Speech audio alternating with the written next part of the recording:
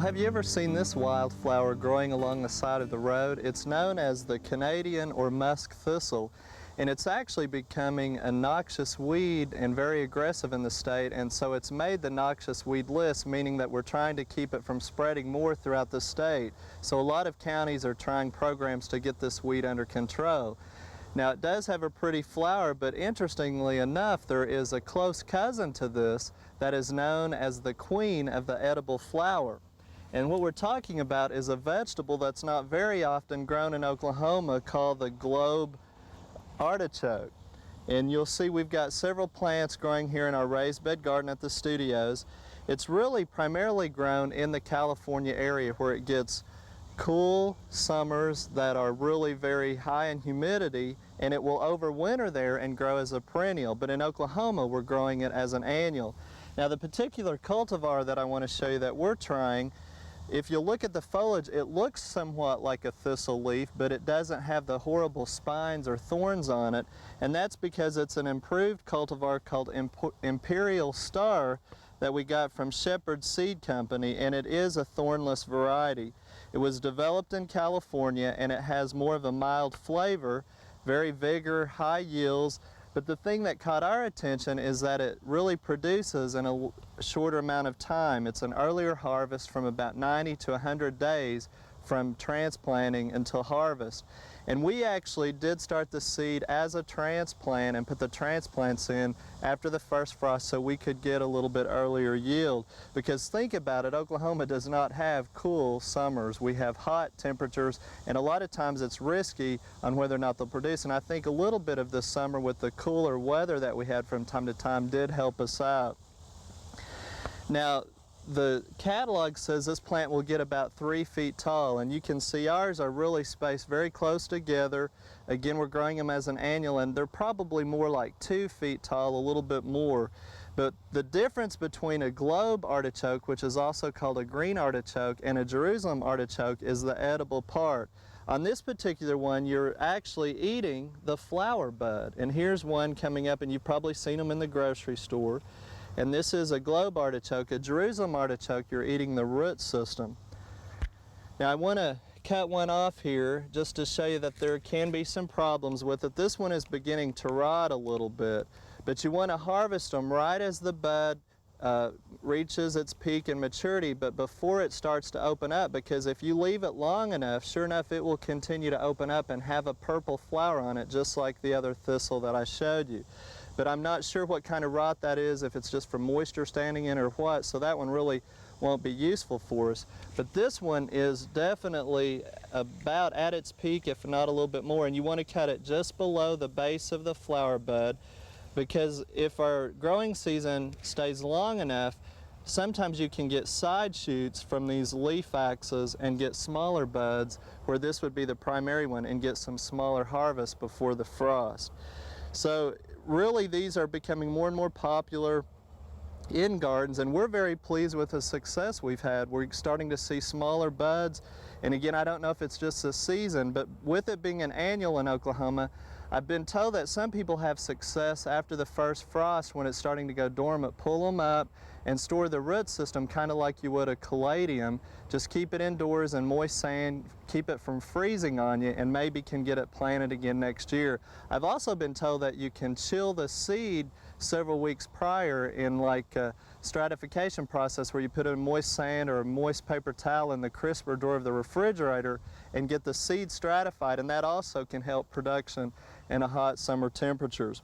Well, since we've had some luck in growing these and harvesting them, let's join Barb now in the kitchen to find out what she has to tell us about using the globe artichoke.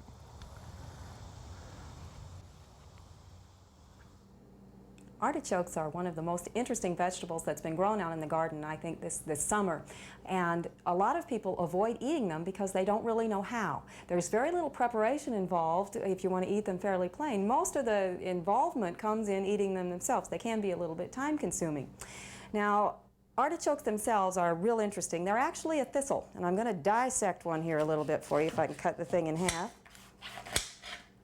Now, you notice inside we have several parts to it. First, you have the outer scales, and these really are not edible themselves with the exception of the very bottom.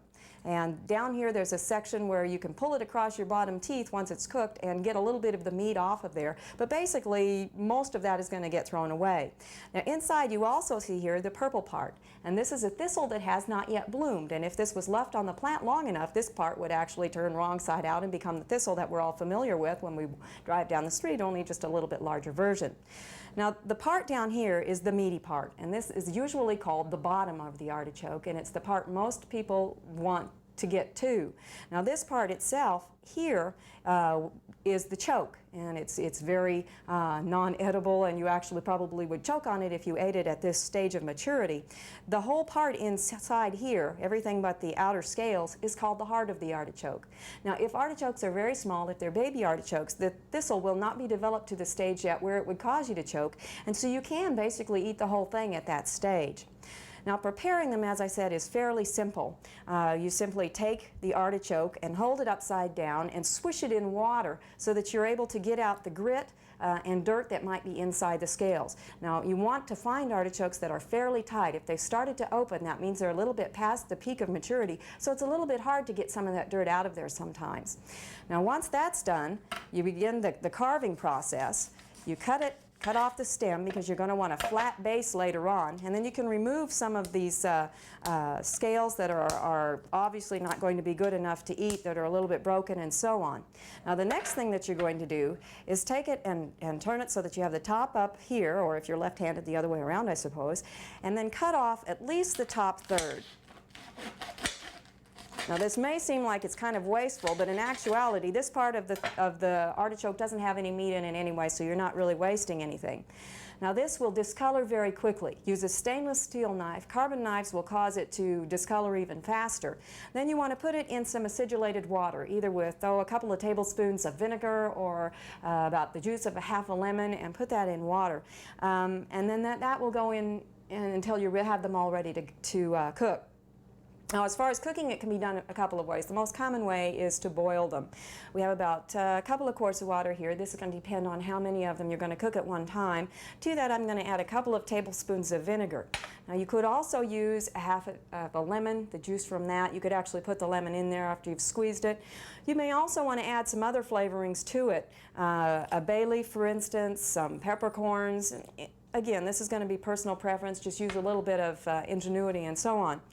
Now, the kind of pan you use is again important. Glass, stainless steel, enameled, these will all work very well. If you use aluminum or iron, you're going to have an artichoke that comes out to be steel gray in color because of the reaction between the artichoke and the pan, so you want to avoid that.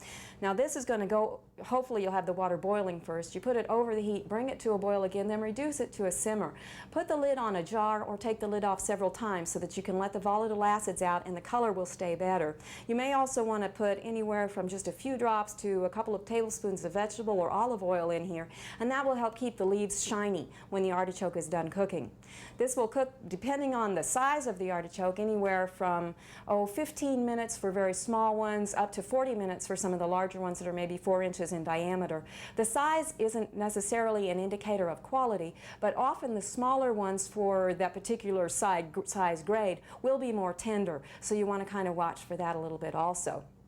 Now you'll be able to tell when they're done when you can stick a knife in the bottom of the artichoke and it's fairly tender. You then drain them. Make sure you drain them upside down, and they're going to be hot, so you're going to need to be a little bit careful on that. Now, some people like to steam them. Steaming them upside down on a steamer rack so that you make sure that the steam gets inside all the scales and gets it done a little bit quicker. Steaming times are about the same though, so you don't need to worry about that. Now, once you can tell they're done, as I mentioned, one way with poking them, you can also tell by pulling. And if some of the middle leaves pull out fairly easily, that's another indicator that it's done. Now, often one of the downfalls of the artichoke, which is very basically fat-free and very low in calories, high in potassium, is the way we serve them. And we use drawn butter and mayonnaise-type spreads that are fairly high in fat, and so we end up with something that's high fat. If you want to cut back on the amount of fat, you can use any kind of vinegar and oil dressing with them, or any of the fat-free spreads that are available on the market today. You can also make some of the traditional spreads by using the fat-free sour creams, the fat-free mayonnaises, and that kind of thing, to end up with something that's as healthy as it starts out to be. I hope you'll try artichokes. They're quite an experience. Give yourself plenty of time to eat them, but once you get into them, they're lots of fun. For Oklahoma Gardening, this is Barbara Brown.